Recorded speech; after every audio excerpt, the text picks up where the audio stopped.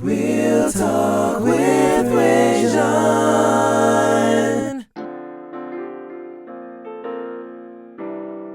Hello world and welcome back to Real Talk with Rajon, where nothing's off limits. You could have been anywhere in the world, but you are here with me and I appreciate that. I am your host, Rajon Lewis. Now here on Real Talk with Rajon, anything's debatable, so on any given week we can be discussing sports, music, politics. You name it, we'll discuss it. Now, another goal of Real Talk with Rajon is to shine a light on the great things that are happening right here in the Low Country. I know we talk about the great people in New York that are doing great things. We love Beyonce and Jay-Z. I know in LA, LeBron got a big game tonight and they're playing against the Clippers. I know that in Florida, Uncle Luke gets all the parties going. But I'm telling you, right here in the Low Country, we have people doing amazing work, changing the world one day at a time. And tonight, we have a very special guest, a man that I've known since high school, North Charleston High School, way back in the G. All right, Mr. Michael Brown, thank you so much. My brother, good to be here, man. Awesome. So, for those who don't know who you are, please introduce yourself to the audience. I am Mike Brown, born and raised in Chucktown. Charleston, South Carolina. County Hospital. Was brought from County Hospital to Ben Tillman Projects. Those of you who are from Charleston, you remember Ben Tillman and George LeGree, which is now, I believe, St. Charles Place. St. Charles Place. Yeah. So I've been born here, raised here, went to school here, educated here, went to church here, learned everything I know here in North Charleston. So it's primarily my backyard. So I'm definitely not a stranger to any of the issues that affect us or pros and cons of living in this city. So I'm just glad to be here talking with my brother and sharing some of the things that we are actually trying to do to impact our city in a positive way. Absolutely. Now, most people who know you, before the business stuff, they knew you from the music. So give them a little background on your music as well. Man, music was something I knew I loved before I knew myself. I was raised in a family of musicians. My mother is a musician. She's a singer and a musician. And my father was, of course, a quartet singer. And some of my uncles and aunts all played instruments. My cousins and I, that's what we did for recreation. If it wasn't sports, we were in our garage, banging on pots and pans, making music, So music was definitely it's a part of my imprint and a part of my makeup. So I've always been in love with music, and I kind of perfected my craft, and God has blessed me enough to allow that to be a way to sustain myself for many, many years. I've been able to travel professionally, tour the world. My first passport wasn't really bought for vacation, but it was bought for work on a music tour. Wow. So that was a real beautiful thing. So music is going to always be a part of my life. Wow. And just I want to talk about the music a little bit because I can't do an interview with you and not talk about music. Absolutely. Focus. Like everybody from here, I mean, everybody in Charleston definitely, but throughout the state, throughout the nation, and renowned internationally, know your group, Focus, Mike Brown and Focus.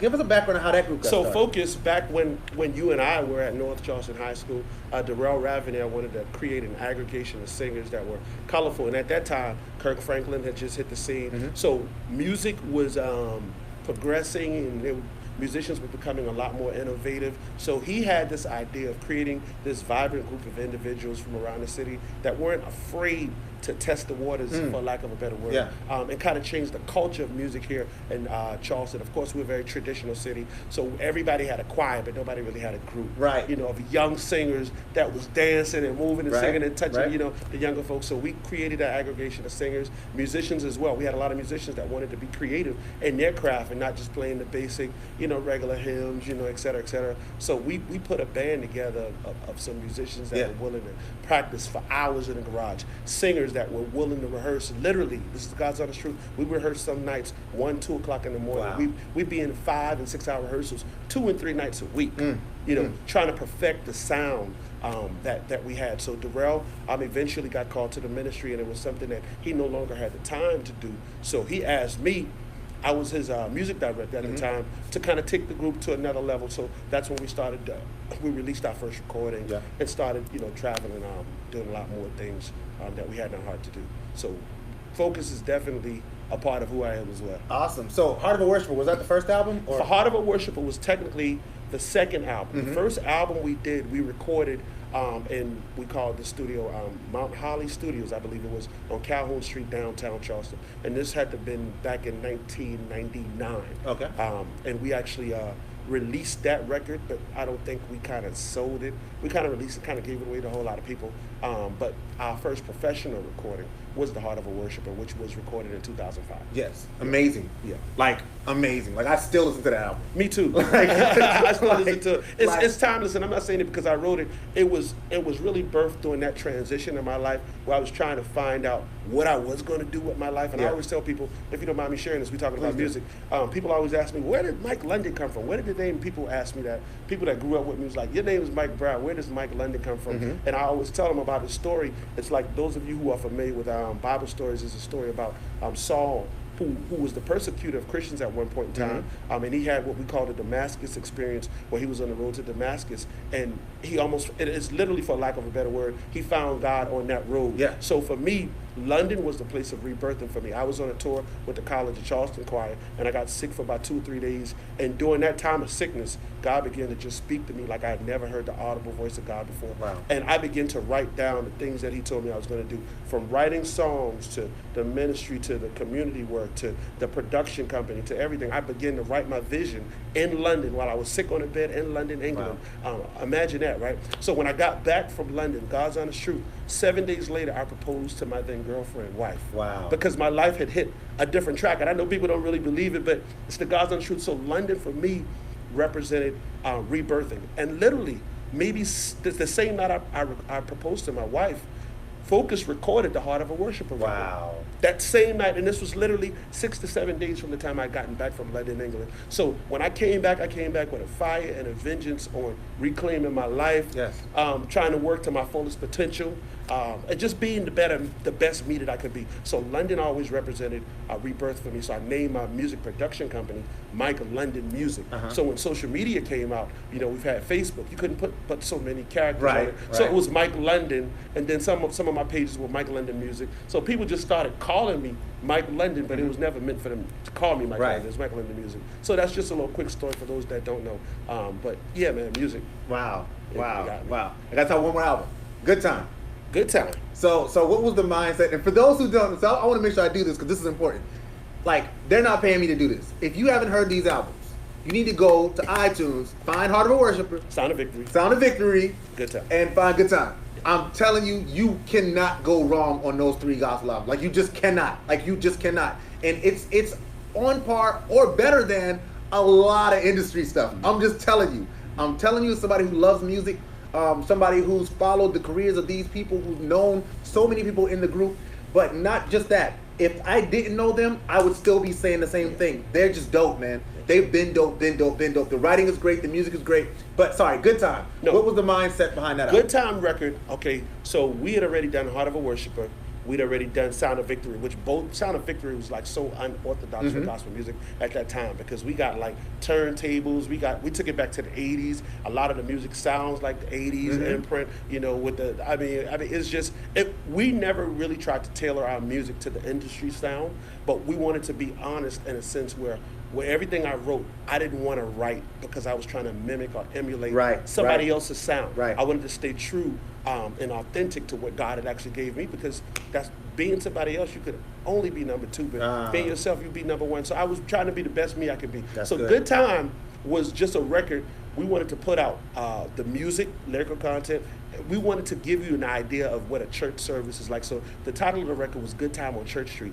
And that was also during a time where a lot of people was doing like a lot of CCM tracks, and people were saying, man, we're kind of getting away from the traditional gospel music. So, the song Good Time on that record is like a dun, dun, dun, dun. Yeah. And it's a remake of an old standard, I don't know what you come to do. Right. I come to cut my hair right. And that's the Good Time. Right. So we wanted to make it more engaging, because back in the earlier days, in the early 1900s and whatnot, gospel music was more call and response than it was anything else. Correct. We had a lot of people who could not read, so they didn't learn songs. We didn't have projection screens. People didn't have hymnals to read from. Right. So the only way they could learn songs was call and response. If I say, I'm a soldier, you say, in the army of the Lord. You understand what I'm saying? If I die, let me die in the army of the Lord. So it was call and response. So Good Time was more like a call and response kind of song. So we wanted to kind of pull the people in, bring it back a little old, a little new. So that's pretty much what the concept of Good Time was. All right, one more song. Okay. Wait.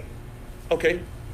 Like, I wrote that song that song's insane. coming off I-26 I'm telling you, this is a true story. I was coming off of I-26, and I was turning on to Meeting Street near Church's Chicken. Renee was driving the truck, and we had a couple other Focus members in the car. I was in the back seat.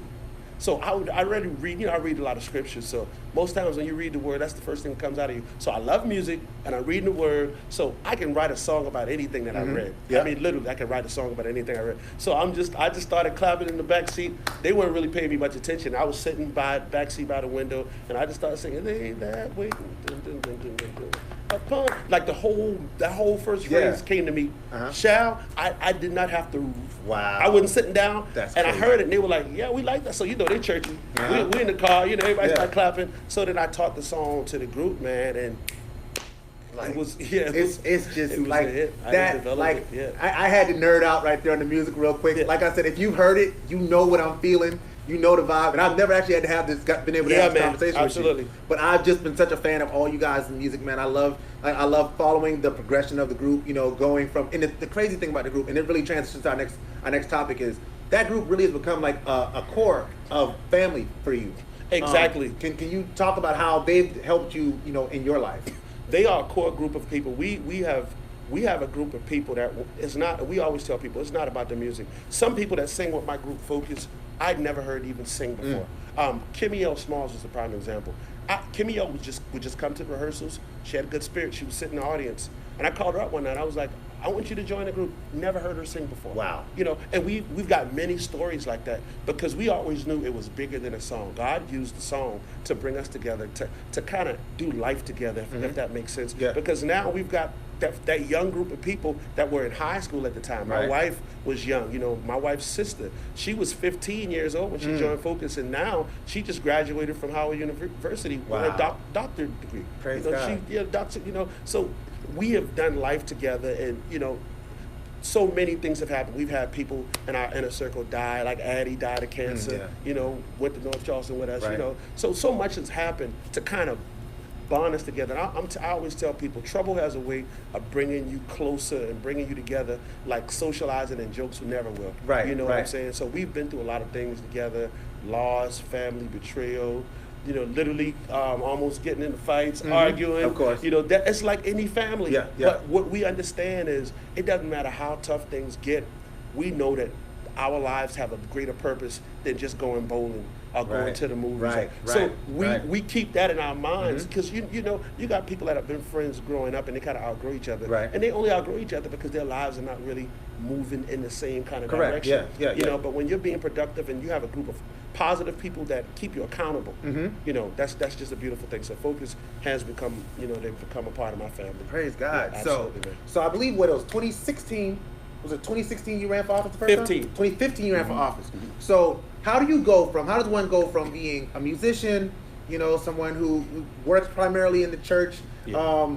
to becoming an elected official? So here's the thing. For me, public service was something I've always been a part of and I was trained to do. My grandfather in the 1960s was a pastor of 4 churches. Before pastors had airplanes and automobiles and adjutants, he had 4 churches around the state of South Carolina. He would go to, I believe it was Yamasee, South Carolina. He would go down 95, down 17, close to 95. He had a church right there near Meeting Street Road by Ackerby. And then he had another church, I think, in an area called Givan, South Carolina. So he had 4 churches. He was responsible for, even on Union Heights, and I'll give you a little backstory on that. My grandfather moved out our family from Cherokee Plantation back in the 1930s, straight to Howard Heights. Okay. He bought that property. So that property is still in my family till this day. But that area was just kind of desolate, wasn't really many houses. So, and those that did have houses, some of them didn't have running water. It was like a whole lot that needed to happen in that area. So he kind of helped the people in that area. They got the roads paved, street lights, a lot of things we take for granted. Right, So right. that whole public service, people would literally knock on my grandfather's door because it was in the hub of prostitution, Sproul Avenue Right. in the Heights right there. Right. People would knock on the door in the middle of the night. Reverend Brown, I need something to eat. I need a sandwich. I need a ride here. I need this. And, watching him and then watching my father the same exact way. My dad is a pastor that will still cut his members' grass. Wow. You know what I'm saying? Wow. So service is something that has always been placed inside of me. So I've always served people in different capacities. I've done Stop the Violence rallies. I've done mentoring programs. I've done so many different things. So I wanted to get involved on a policy level because I had watched how things had happened. And remember 2015, that was the year we had Emmanuel 9 killed. You know, that was a horrible year for us. Right before that, we had Walter Scott shooting. And I watched how the city handled that situation before the video came out. You know, and then I watched how, you know, the world responded to this whole Emmanuel 9 situation and how they dealt with Dylan Roof. Because we know if that was a black man that had just murdered some folks, he wouldn't have gotten no Burger King. You understand what I'm saying? I know people have different arguments about that, you're absolutely but that's my opinion of it. So I decided that, listen, I'm not going to sit on the sidelines. I'm going to get in the game. So I decided, what do I have to lose? So I decided to get involved on a policy level, and by the grace of God, the people gave me a shot. And you won. I mean, how close was it? It wasn't. I think I beat him like 3-1. Okay, cool. Yeah, I beat him 3-1. So here we are, 2019, and you're back up. You're up for re-election. I'm up for re-election. What are the things that you've done during your tenure so far that you're most proud of? So 4 years is not as long as it seems. It takes so long, and those that understand local government, you're dealing with budgets. It takes almost a year to get anything done because you got to get finances approved. But I've been fighting and beating the pavement. One of the number one things that I'm really proud of is I was able to build a park after a man that's been he's been such a staple in the community. He was my middle school principal and a mentor to us all, Reverend Ed McLean. I have been a part of the Collins Park community since about 2000, and the kids there never ever had a playground or a park to play on that was close proximity to their houses. They would put low rims at the end of their driveways, etc. But it was always dangerous because cars would ride by and run the kids out of the street. So I was able to get funding. We bought that green space. We built that park. Even in our neighborhood, I was able to help them put together. A lot of the kids were creative. African dance company. So we have this lady that lives in the neighborhood, Miss Muhammad. She created this, this dance company that kept the kids active. Because my thing is, idle mind is the devil's workshop. So if we can get more programs to get the kids involved and keep them occupied, they're less apt to get themselves into the crazy things that we all know they can be exposed to. Outside of that, I believe that the mother of crime is poverty. I feel like minorities have not had the same benefit that a whole lot of other people have had. So the county had one. The city of Charleston had one, but North Charleston did not have one, which is what we call the Small Business Disadvantaged Minority Program. So what that does is it allows a small business owner that may not have the insurance or bonding necessary to get a $20 million contract, but it does not mean that he's not able to get any work from the city. Because we got a lot of different things that we contract out that people need access to. If you have a landscaping company, we need somebody to cut grass. You don't need a $50 million insurance company policy to do something like that. You could bid on that project, and what was happening is a lot of the big companies were getting all the work, and the small companies weren't getting any work, because all of us know a painter from the hood that's got a small business.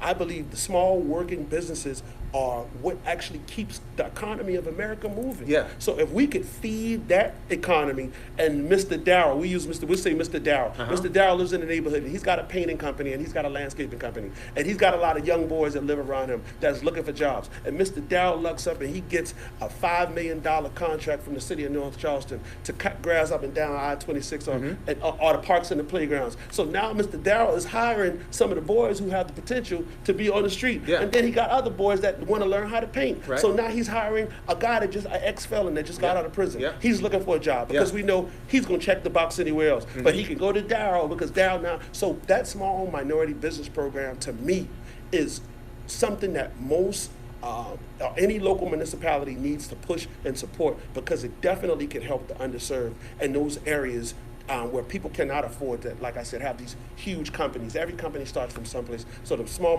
minority business program is something I'm really, really proud of. We've been able to fight and advocate crime, the day-to-day things, speed bumps, security cameras in in areas with higher crime. I mean, you name it, I've been able to do.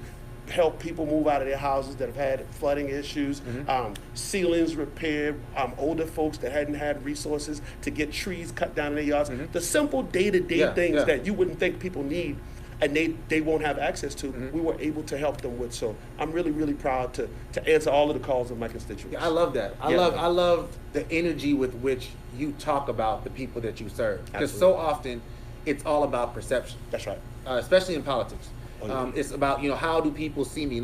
You're actually boots on the ground. We've seen you out at the rallies. We've seen you, doing the work. So I want to applaud you, not as somebody who's respected you pretty much as long as I've known you, but just as somebody who watches from the town of Somerville. I live in Somerville. If I lived in North Charleston, trust me, it would not even be a question.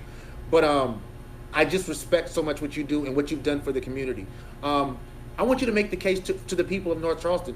Why should they reelect you? They need to reelect me because, first of all, not only am I born and raised here, the incumbent that I beat, he decided that he was going to run as a write-in candidate, and it's no problem at all because the seat belongs to the people. But you have to ask yourself, what has he done prior to? You probably don't even know his name, so I won't even call his name. But the powers that be, they fear change, and anytime there's a changing of the guards, whenever there's going to be a change of power, you will always see them doing anything in their power to keep us from getting, because they know once we get our hands on the resources, we have our hands on the budget, we're going to definitely help change our community. Absolutely. So one of the things that with the incumbent, I missed a debate they had last night. He said we need a responsive council member. I've been extremely responsive. Yes. Every email, every text message, I'm a man of my word. I'm not running from you. If you don't know where I am, you always can find me at the Blue Note Bistro. If you need to find me on Sundays, you can come by Royal Baptist Church or the Life Center Cathedral. I'm in Walmart with you. I'm in Tanga Outlet. Wherever you at, that's where I'm at. I'm not a hiding politician. You will see me everywhere. I'm not just accessible. I'm available. I'm proactive. And I'm not just working for my constituents in my district, but holistically, like that small minority business program, that does not just affect the constituents in District 1, but it's a citywide initiative. Yeah. So I've been able to advocate on the south end of the city, District 10, where my parents live. Grocery stores, we still don't have one. It's a food desert. Wow. Gentrification, we're trying to stop that whole process from happening to us like it did the city of Charleston. We got to protect our neighborhoods. Yes. And I will tell you one thing. Any politician that is not independent does not have a real voice. And this is what I mean by that. When you have to answer to someone else, sometimes you can be manipulated by them. Yes. You can't have your own voice and pulling from the low-hanging fruit at the same time. Right. But when you can walk in and the powers that be cannot get you fired, cannot get you demoted, and you can go in and be a man. You can go in with your own voice and represent the community like you promised to, because you stand on your own. Yes. When a person is independent, and that's why I always preach, and I know you didn't ask me about this, but education is so powerful, but at the same time, the American dream that has been sold to a lot of us, it works for everybody except for us. Yes. They tell us to go to college, get educated, come back home, we got a job for you. Lies. Keep your nose clean, you get promoted. Lies. Do X, Y, do everything the right way. Don't get locked up. You'll succeed at life. Lies. Because you have people that have done way worse than we've done. Less education, and it seems like they matriculate and climb the ladder of success 5 times faster than we do. Cannot disagree with you. 5 times faster than we do. They have taught us everything except for independence. Wow. They teach us how to get jobs, but they don't teach us how to be self-sustained. They teach us how to be a good worker, but they don't teach us how to become entrepreneurs. Yes. Entrepreneurship is independence. It's independence. I would rather be here barely making it and barely being able to pay my bills and not having to answer to the powers that be than to work in a Fortune 500 company somewhere making how many other dollars they're trying to pay and me not even be able to use my voice. Wow. Some Yes. people can't even put certain things on social media because they got it. Yeah. They're afraid. They're afraid. Yeah. I'm not afraid of anything because I represent me and the people that have elected me. So I know you didn't ask me all that. No, that's Yeah, great. I just- No, yeah, I that's just wanted to say all that. absolutely it. So, City of North Charleston, District 1, Mike Brown. I'm your guy, and I need you to tell everybody you know if they live in Forest Hills 1, Forest Hills 2, Park Place, Summerfield, Fire Lakes, Collins Park, Amberwood, anything up and down Dorchester Road between Goodwin Elementary School and Ashley Phosphate Road. If they live in that area, tell them Mike Brown is going to be the only name on the ballot because I'm the only candidate they need to vote for. Absolutely. All right? All That's right, it. District I'm confident in that. So let's transition from the politics. And I want you to get back there because I want to make sure we reemphasize the Okay. voting piece. Let's talk about the Blue Note, man.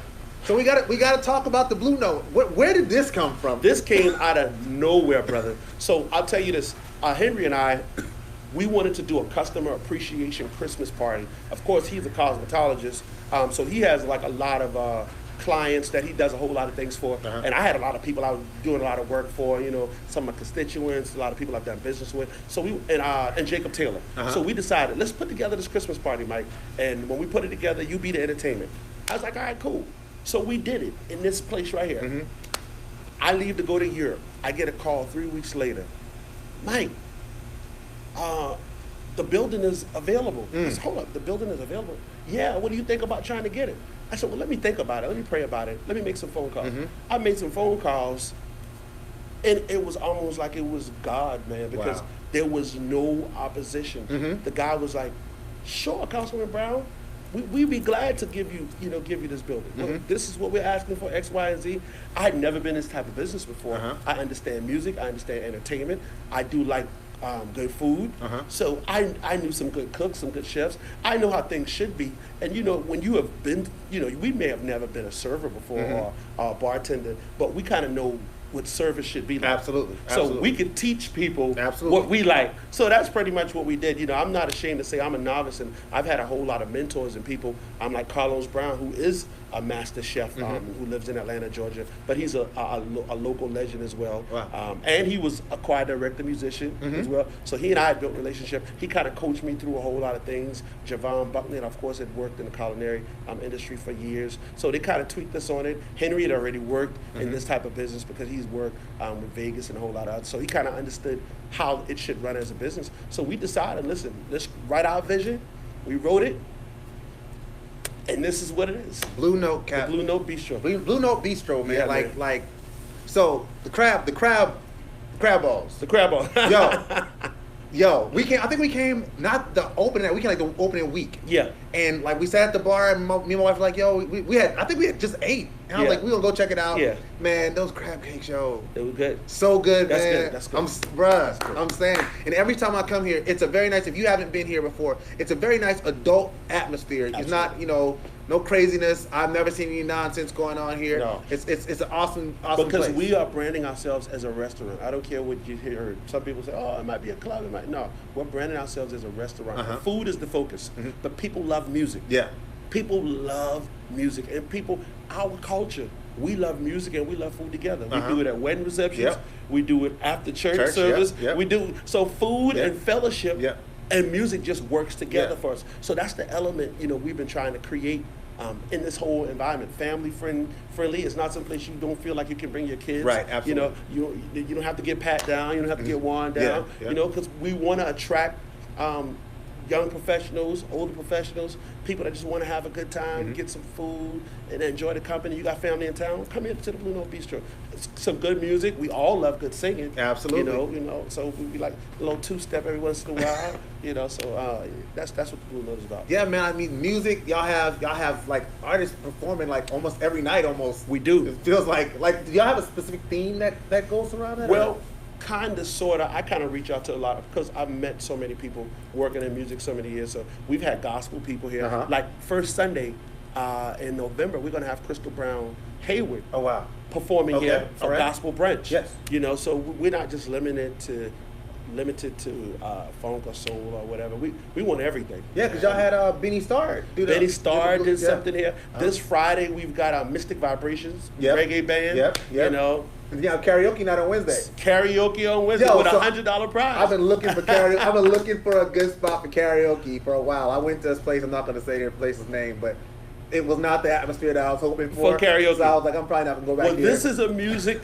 venue. Yes. So you're going to feel like you're singing in someplace musical when you come here. We got Awesome. the lights for you. We got the stage for you. We got the sound. We got the mics. Whatever you need, we'll have you situated. So. All right, cool. I'm a broadcast and let y'all know when I'm coming out here to do karaoke. Let 'em know. Man. I got the show tomorrow night, but I'm gonna try to come when I get out because Nathan Levine tomorrow night. We'll talk about that at the end. Okay. But I'm excited, man. I'm excited for what's going on with you, man. I'm happy for what God is doing in your life. Bless, man. You know, I don't know the entire journey, but I've had a bird's eye view, you know, to see the path.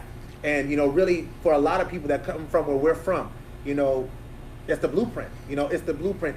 What for you is the guiding principle for you when you're with everything that you're doing and all the different sectors that you're working in? What is the one thing that keeps you centered?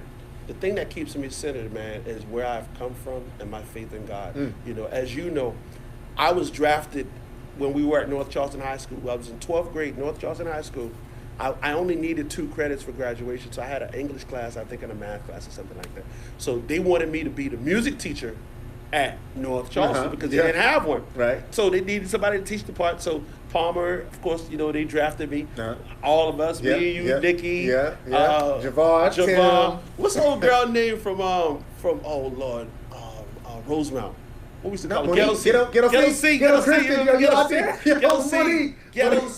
Monique Jackson, where you at? Man, listen, these were my people. We built such great relationships, and I was only there for maybe 6 or 7 months, but it was beautiful. But I had to walk away from high school 2 months before graduation, only needing 2 credits, and I was doing well. It was time to graduate, but at that time, my now wife was pregnant with my 3rd child. Wow. And I'll never forget it. She was asking, she's like, Mike, you know, we need car seats, we need this, we need that. And at the time, I was not prepared. So it's about April, my baby is due in June.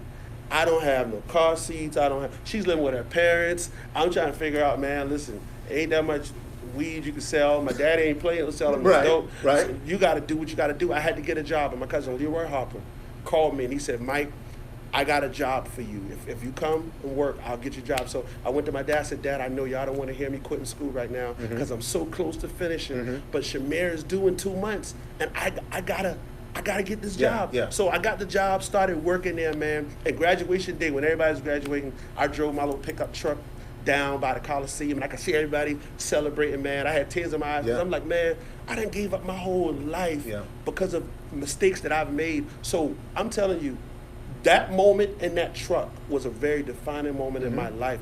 Remembering when you're that low, it keeps you humble, it keeps you grounded, and it keeps you optimistic. Absolutely. Because I would have never thought that my life could turn the way it did. It's only by the grace of God, man. I never gave up, but it's only by the grace of God. Some people go through a lot less, and they throw in the towel, man. And if people could get anything out of this message, keep that hope, man. Keep that faith, man, and believing in yourself, man. I'm telling you, because you can do all things through Christ that strengthens you. And even if you're not a believer, you gotta believe in something. Believe in you. Something. Absolutely. Believe in you. You know. So I mean that moment just keeps me grounded, man. That's why you're gonna always see me among the people. I don't care what's going on in my life, man. Absolutely. Well, thank you for sharing it. That's a very personal story. This man is who he is. Sure. I've known him. This is 2019, so I've known you since '99. You did. So 20 years, man. Like that's man. a long time, and he's been consistent across the board. He's about his business. He's a good guy. Like I said, if I lived in the city of North Charleston, District 1, he'd have my vote easy. I appreciate it, man. It would not even be a question. So please don't even worry about finding out who else is running. I'm just telling you. And I like to be objective. In this case, I'm sorry, I cannot be. Right. I just cannot be, even though I want to be as a journalist. I'm not a journalist. I'm a dude with a camera. That's right. right. I tell you that all the time. I'm just a guy with a camera. But I try to be objective when it comes to this political stuff. That's right. But I believe in you. I believe in the vision. And I'm excited about seeing where the future takes you, because knowing where we're from to where you're at, it's only sky's the limit to where you're going. Exactly. When we have to have a vision for our kids and those that are behind us, man. That's why we need politicians and people that are in office that understand what's happening in the future. Not people who still stuck in the Navy shipyard days. Times have changed. Right. Things are much more progressive. Right. This is a technology. You know, right now, I can promise you, the guy that I'm running against, you know, we have 2 different views of how we get things accomplished. I've been able to work with folks and get a whole lot more things accomplished. And he was the incumbent for about 8 years, you know, but I've been able to work. I got an app that I'm going to stay in contact with my folks with. When I create this app, my constituents will be able to hit that app, give me their input. I'll let them know, listen, this is what we're voting on. This is what's going to affect us. I want to know what you guys want from me. There it is. I let them tell me, because I work for them. In that aspect, I work for them. And then when they come to the Blue Note, then now they're patronizing me. Right. But when I'm in the streets, I work for them. Right. You know, so that right. you know, we've got to think forward. You know, other than that, we'll be stuck, and Charleston will be gentrified, and those of us who grew up here will no longer be able to afford to live here. Right. Absolutely. And that's a lot to think about. November 5th. You guys got a lot to think about. Make sure you go out, you vote. And I always say this, it's really important. we all have people that we want to vote for. Maybe you watch this video and you're like, you know what? I'm not going to vote for him. All right, cool. You're wasting your vote, but cool. But the important thing is to get educated about the process and take part in the process. That's right. And I will also tell you this. If you don't take part in the process, I don't want to hear your complaints. That's right. That is something I'm going to consistently tell you when it comes to everything that talks about the way your life is run. There is so much more about the way your life is run that is guided and directed by elected officials that are locally, like a Michael Brown, like a Mayor Summy, like a Governor McMaster's. School board. It's like a school board. Local elections are so much more important than national elections. Yes. You can't tell me what Donald Trump has done yet that has affected your life. None. No. Impactful. Right. Negative or positive. You don't really know. But I will say this. If you have a kid that goes to Charleston County School, goes to one of the Charleston County schools, absolutely, that impacts your kid every single day. Absolutely. If you're riding down a road that's got a pothole that's damaging your tires and you have to replace your tires every 2 months, that's something impactful. All of these things are impacted by local government. Your jobs, your safety, policing, your taxes, it's local government that controls all of that. So it's very disheartening that we show up so much for presidential elections because we deem them as more important. But local elections, we just kind of sit, and like, let's go wait until 2020. Right. No, it matters more. No. Take a friend with you to the polls. Don't just go. Take somebody with you. Take a carload of people. And if you don't live in my district, find out what district you live in. If you live in North Charleston, get educated on the candidates and vote for somebody. And vote. And I will tell you this. I know last year during the election, at the Democratic station, there was literally a hotline that you could call. If you could not find a ride to the polls, somebody will come pick you up. I drove people to the polls, just sitting there waiting for calls to come in to get people to the polls. It's that important. Every single year, not just every 4 years. Every single year, it's that important. Get educated. Vote. Any parting thoughts before we close? No, man, just thank you so much for doing what you're doing. You're giving us all a platform to use our voice and allow our voices to be heard. But most of all, you're allowing the people that are not exposed, like a lot of people may have learned something from local government today that they have never heard before. And we appreciate all that you are doing in the community. You ought to be applauded for being diligent and being consistent, because a lot of people have great ideas, but they don't always see it through. And I know you're serious about it. I'm looking at your equipment right now. You're traveling with it, and you're doing this out of the kindness of your heart because you have a passion for educating people on the issues, man. So we really appreciate you using your voice. Remain independent. Stay independent, and you keep your voice. And we keep our platform. Absolutely. Thank you so Praise much. God. Thank you so much. Michael Brown, everybody. District 1, go out and vote November 5th. Find out what your local polling station is. Go there. And you know who I am. This has been Real Talk with Rajon. I do apologize for the technical issues on the live video, but I promise you tonight there will be a clean video that will be posted tonight, not only to Facebook, but also to my website, to my YouTube channel, and every place else. Michael Brown, thank you so much for a great interview. I can't say enough how proud I am to know you and to say that I'm a friend. Absolutely. Thank you so much. And if there's anything I can do, it's done. Thank you. Same here. Likewise. Yes, sir. Yes, sir. And this is Real Talk with Rajon. Y'all know we do this every week. Tuesdays sometimes, like tonight, and Wednesdays as well. Tomorrow night I'm actually interviewing South Carolina Hip Hop 30 founder Nathan Levine Nelson. Nathan Nelson Levine, that's the name. Nathan Nelson Levine. He is going to be coming on talking about the independent music scene, how do you get your music out there, and the hardships that he finds, as a small business owner who operates in the social media forum. If you are an independent artist, you make music, you're like a, Mike Brown who came up through the music scene. It's a completely different scene now than it was when you were coming up in music. So you want to find out those extra tips. You don't want to be walking around with a demo CD in your pocket. Exactly. Like nobody can listen to your CD. This computer that I have does not have a CD-ROM. Throw it away. Right? So don't like, and even USBs. Like even USBs are becoming a thing that you can't use. You you have to find new ways to do it. So tomorrow night, Nathan Nelson Levine is going to be talking about how to do that. Next week, I got Somerville mayoral candidate Shady Moore. Shady Moore is going to be coming on to talk to me, as well as somebody else. Oh no, I don't have a show Wednesday night because my daughter has a concert and family is first. All right, so next week, Tuesday, Shady Moore, Fleming Moore, who's the candidate for the mayor of the city of Somerville. And y'all know what it is. Oh, this weekend, Sunday night, I have a special co-host. I've never had a co-host for Real Talk with Rajon that did not live with me.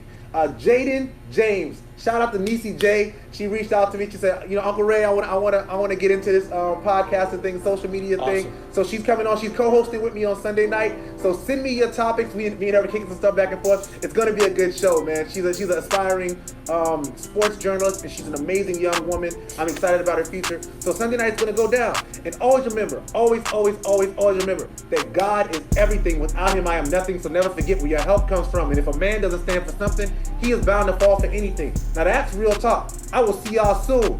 Peace.